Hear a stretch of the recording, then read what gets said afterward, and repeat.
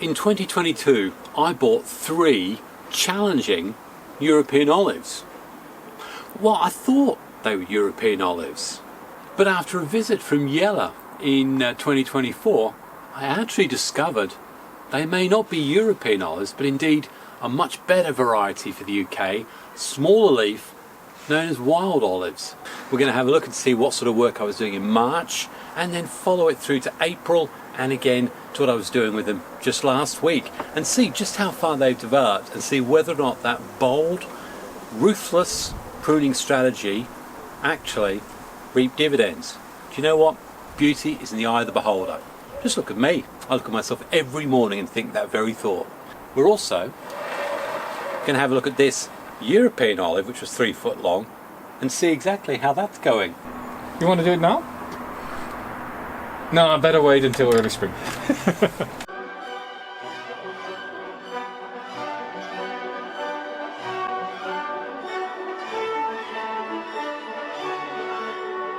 Hi, it's Xavier. Welcome to my bonsai retreat, and well, right now it's the 5th of March. In fact, happy birthday, Zav. It's actually my birthday today. Although when you get to see this, I really don't know. But for those of you who want to see a little bit more of what Jelle said and how we made the discovery, should we roll the clock back and just have a little look back to September 2024? You know, I really haven't got much experience with olives. I'd love to... It's Jelle. What on earth is he doing in the bonsai retreat? Hey Xavier, I heard you had a problem with your olive. What, all the way in Germany? That is so curious.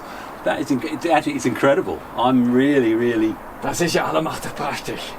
You don't know what you have here? Of course you do. No. Well, I know I assumed it's a European olive. I bought 3 European olives that were sold as European olive stock, and it never occurred to me. This is the first time I've seen 2 coloured leaves on it. I've had exactly the same. Have you really? I had one of those, and you know how you get these olives, right? You get them in a nice clunky base, and then something goes up with nice big leaves. They grow slowly, and I thought, it's too tall. So I took my big cutters and I just, as I do in my videos, I just lopped the top off. No leaves whatsoever. It stood there for 6 months, nothing happened, and all of a sudden all these small leaves appeared. I mean, seriously, this is obviously the stump. You know, I cut this right back because it was this tall, and this I'm presuming is the actual. Well, is this the grafted material? Yeah, this is the graft. And with olives you hardly ever see the scar, so you might just see a faint line in the bark and not much else. But all of this comes from the rootstock and actually just above the ground. But probably if you dig down in it, you'll find a very broad base, and you could consider making a clump. But look at the difference in leaf size, and you tell me what you would prefer as a bonsai. You've got these great big leaves. Are you asking me or are you asking them? I've learned a few things about bonsai, and I think the aim is to have small leaves. Yeah. So why would I want this? I don't think you want this. And this is just what is in trade.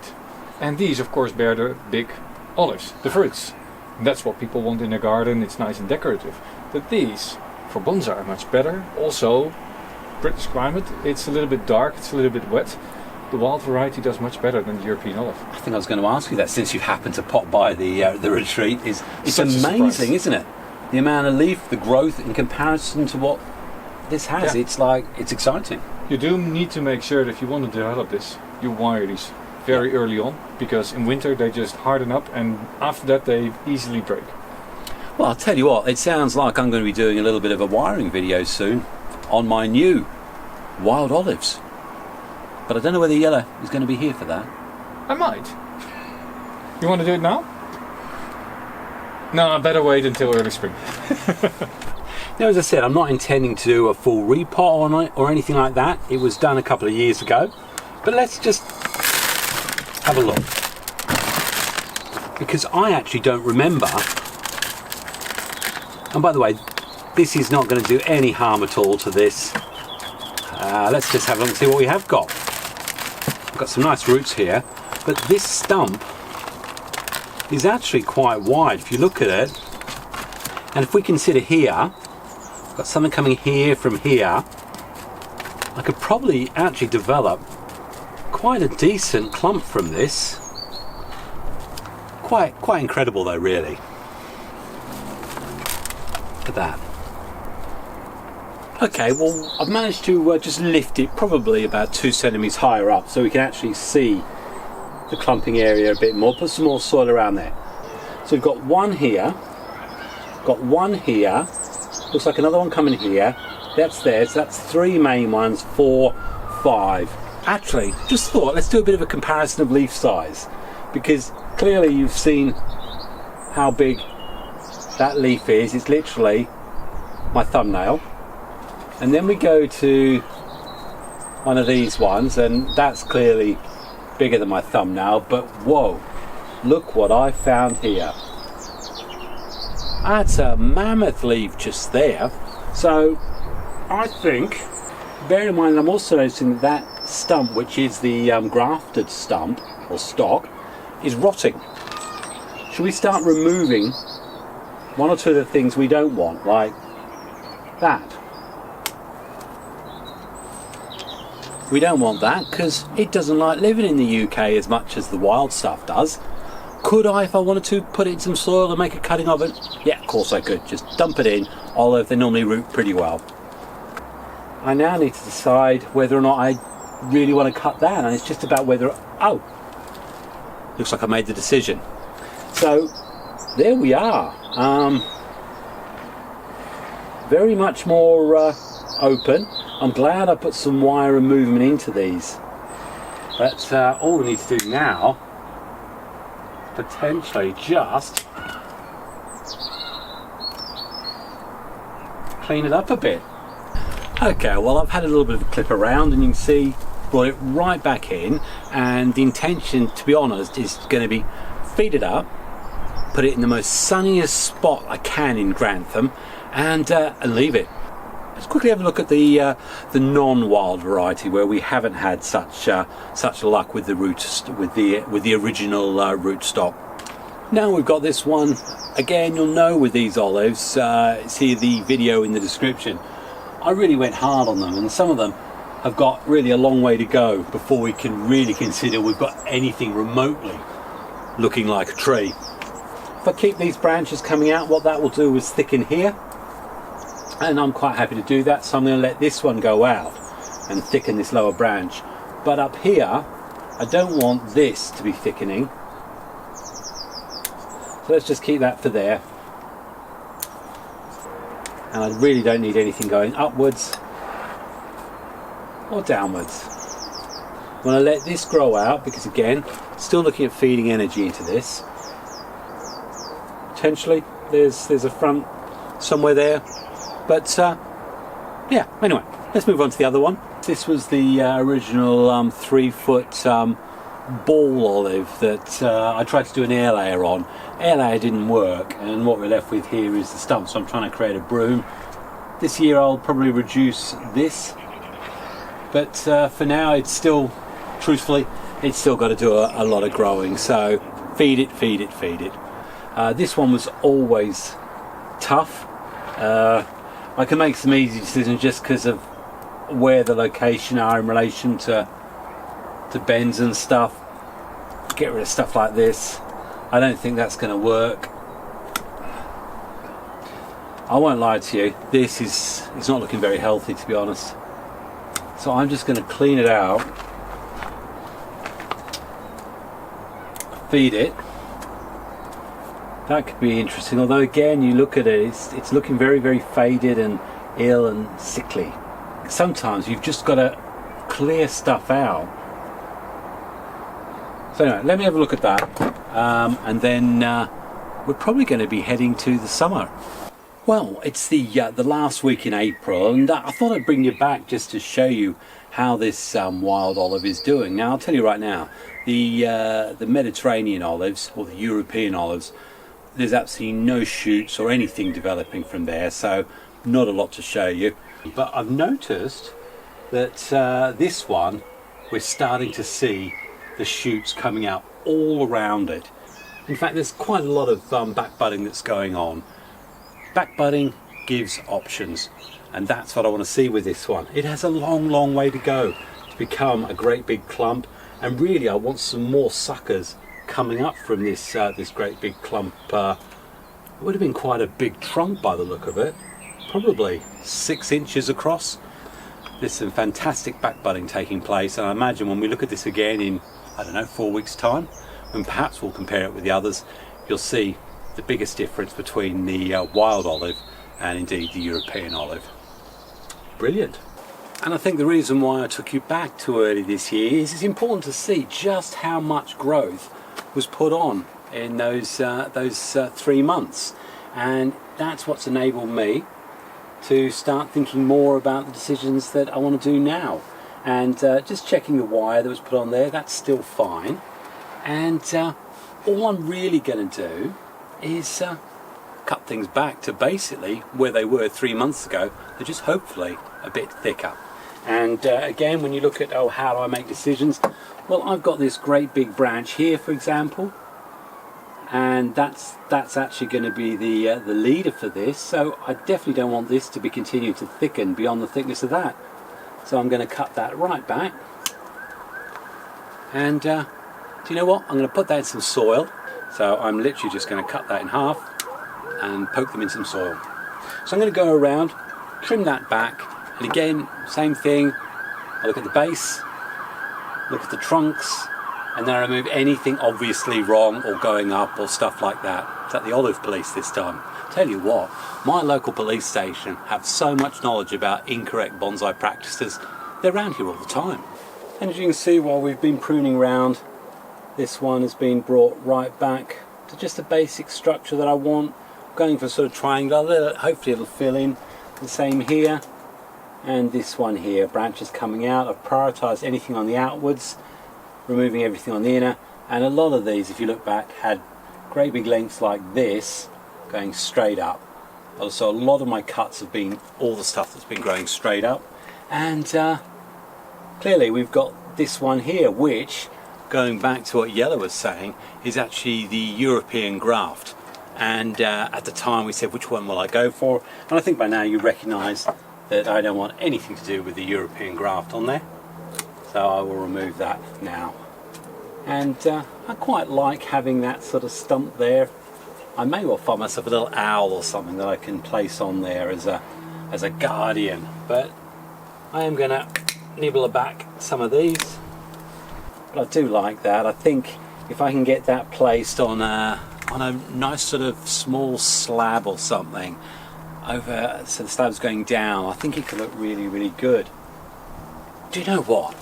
Should we go back and have a quick peek at what that originally looked like? Because I tell you what, this out of all of them has changed the most, and I actually got just a little bit of good luck. Looking to see, we're going to have this movement here. It might be worth, if I can remove that with these.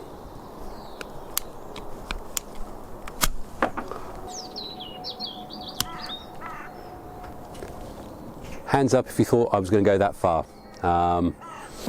And there we go. And hopefully you can see it's definitely filled on a little bit more than it was 3 months ago. And this now, by the look of it, having started to establish the growth habits, is what I'm going to do. I'll be pruning it twice a year by the look of it, and slowly, incrementally building up the ramification. The only thing I'd say about these, very, very angular. So you get the sort of very, very sort of right angle style growth from it. I've left this one long here. I've taken the wire off now, but I want this to continue to grow, and I need this to thicken probably twice the size so it starts matching those. And that's the only thing I'll say. Every time I start getting a sucker from new places, those suckers, well, if they're in the right place, I'm going to let them grow 1-2 feet, try and get that thing, just apply a little bit of wire so that it can catch up to the growth that's here. Then I bring it back. Same thing with that. I'll let it keep on growing, and then probably next year I'll bring that back to match the height of this well, I think it's going to be a very, very interesting clump group, to be honest. And whether I keep that in the end, I don't know. I think I do, because symbolically it represents what the original graft stock was, so I like it. Anyway, that's the wild olive. Should we go back and have a quick look at the 2 European olives? Because one of them's resolved itself as a result of the cuts I made. The other one, I'm not sure the cuts actually made any great deal of difference. I mean, the reality, out of all 3 of them, this one has responded best to the cuts that I made to it. and there's still a lot of wound healing to go on there, but overall I'm happy the way we're going. I'm going to let this continue, and I'm not cutting this. I want this to continue to thicken. Again, that's providing healing for that, more sap rise through it. But tell you what, let's have a quick look and see what it looked like 2.5 years ago when it was just a trunk. So we'll give it a spin now. Again, it's it's not as massive as any of the others. This one's definitely a lot more difficult because I'm already trying to think of branches I can save, and actually I may well be better off going almost right back. So this is number 2. Again, further than I thought I'd go. And I mean, from my perspective, clearly I made the right decisions. What do I need to do now? Well, there's no actual conflicts at all that I'm worried about. I can clean up a little bit of growth.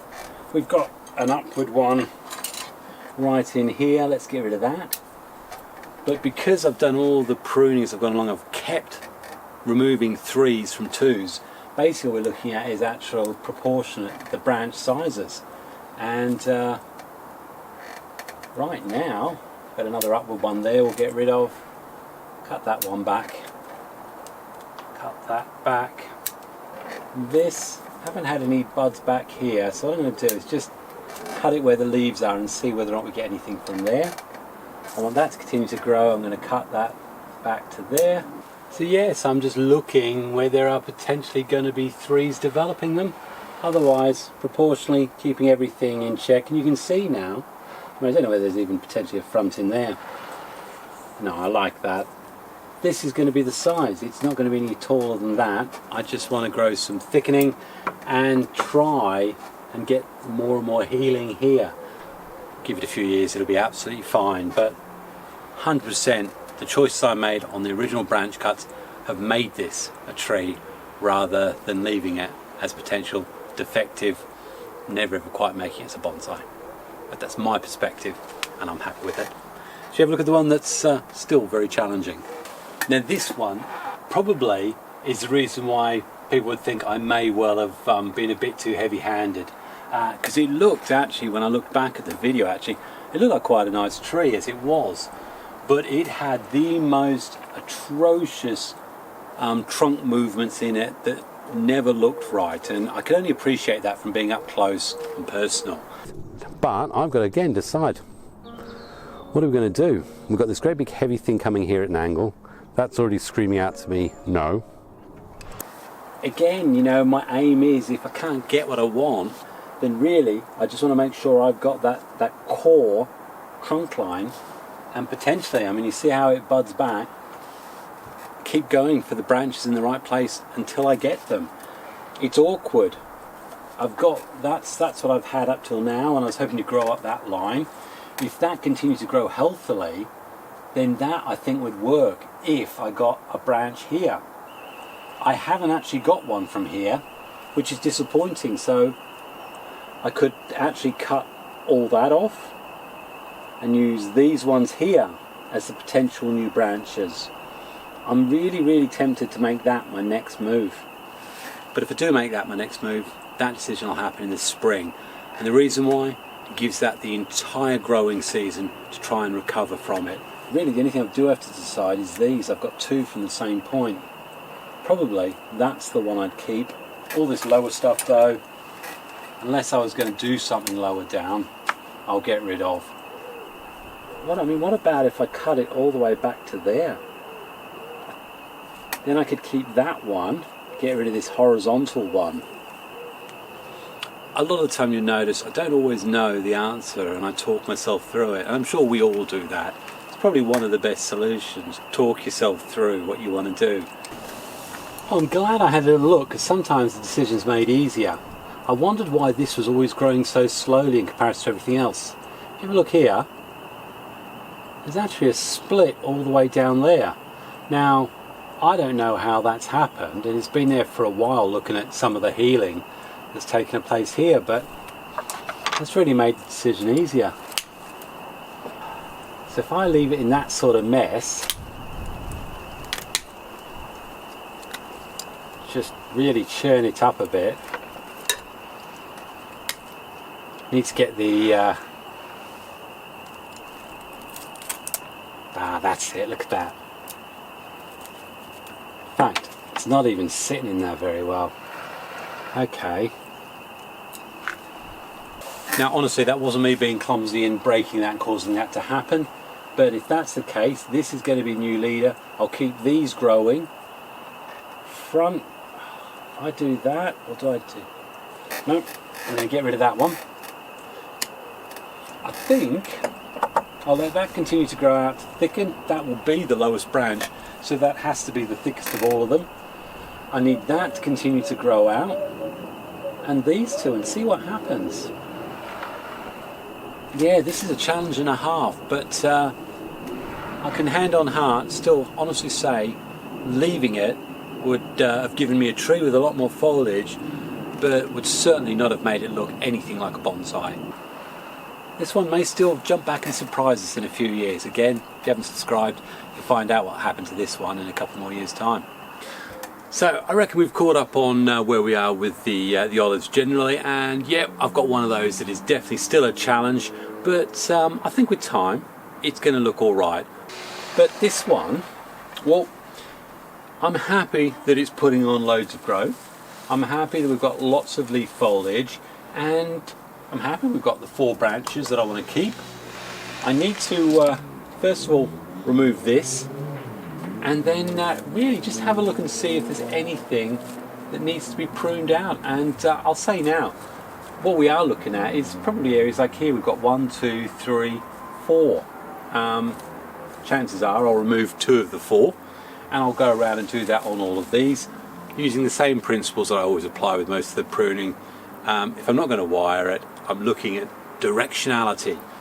So in this instance, if we're assuming the front is here, we've got 1, 2, then this further straight one that's continued to go up, and then one behind it.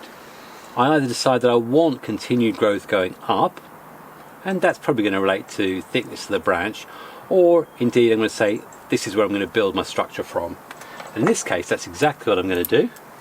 So I'm going to remove that,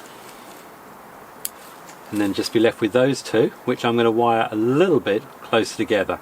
So having applied the wire, and again they're opposite each other, but I've only got 2 branches there. All I want to do, if I'm looking at the front in there, I just want to bring them up,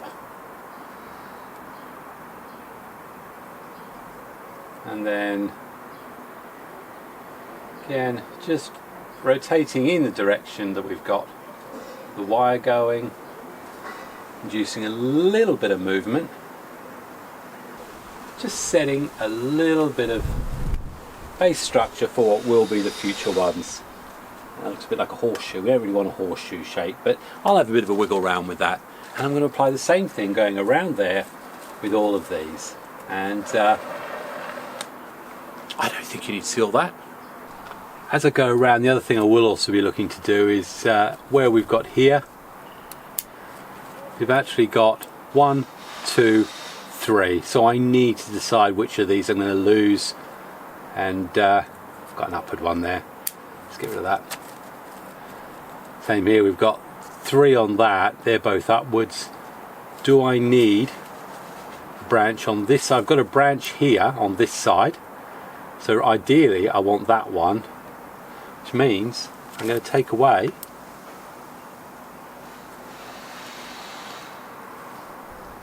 that one. Take away that upward one, so I can start, and the downward one and the stub. I've got 2 here. Get rid of that leaf there. Hopefully then create just a stagger. Now olives can be very, very sort of angular. Again, where we've got something that's coming inwards, that's really not what we want. So I'm going to remove that, even though I could do with a branch on the outside here. So there's a nice one here, so we'll like that branch. 1, 2, there's a 3rd one going up, so we'll get rid of that. But what we have got here is a leaf, so hopefully we'll get a bud that'll come out that way. Again, we've got something inwards. We don't want that inwards one, but there is a bud there. So we're just cleaning up, and again, this is really, really early stages with the olives. I'm looking for this to slowly push on, and I'm just doing very, very basic structural work that's going to tell this olive which direction I want to put all its energy in. If I leave it to decide itself, it just becomes a big pom-pom in the end, and great for olives, but not so good if you want to make a bonsai. Is that a bonsai? Bonsai. I had trouble talking. I had a little frog in my throat. And the only thing really I need to do, apart from, as you know, feed it heavily, is I've got me fine-tooth saw. Get in there, and if you have a look, you can see where it's died, and this is where you're looking for the collar, where it's safe to cut.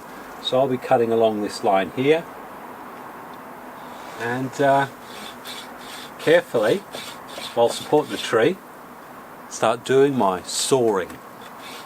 And it goes without saying that what I do need to be careful about is that I don't come rushing at the other end, end up cutting and ruining a couple of the branches that I need.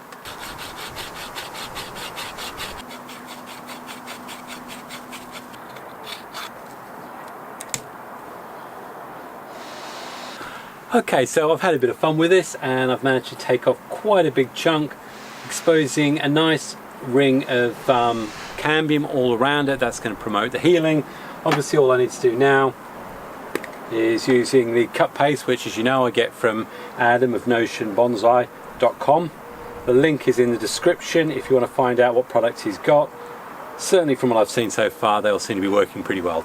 And those of you who've got sharp eyesight and have got past the fuzziness of the picture will also have worked out that despite me saying I'm going to do my best to not try and cut into any of those branches while I was sawing that away, yeah, I did manage to do it, because I forgot that though I was careful with the pointy bit, but in fact because of the width there as I was shoving it deeper in, I actually caught the edge of the branches with the back of the saw.